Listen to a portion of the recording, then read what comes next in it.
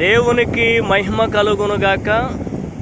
మనం చూస్తూ ఉన్నాము ఈ యొక్క మహా సముద్రమును. ఈ యొక్క సముద్రం గురించి దేవుని పరిశుద్ధ గ్రంథమైన బైబిలు సాక్ష్యమిస్తూ ఉన్నది. సామెతల గ్రంథము 8వ అధ్యాయము 29వ వచనములో మనం చూడవచ్చును. జలములు తమ సరిహద్దులు మీరుకుండునట్లు సముద్రమునకు దేవుడు పొలిమేరలు ఏర్పరిచి ఉన్నాడని వాక్యము మనం చూడగలం. అవును ప్రియులారా, ఈ యొక్క మహాసముద్రము ఎంత పొంగినను ఈ పొలిమేర వరకు, లేదంటే ఇక్కడ వరకే వచ్చి ఆగిపోవాలనేటువంటి దేవుడు నియమాన్ని మనం చూస్తూ ఉన్నాం. మరి దేవుడు పెట్టినటువంటి నియమమును మనం చూస్తూ ఉన్నాం.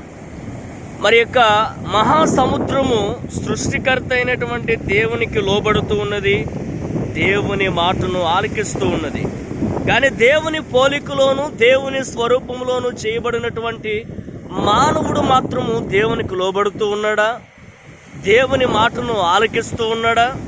ఒకసారి ఆలోచన చేయవలసినటువంటి పరిస్థితి.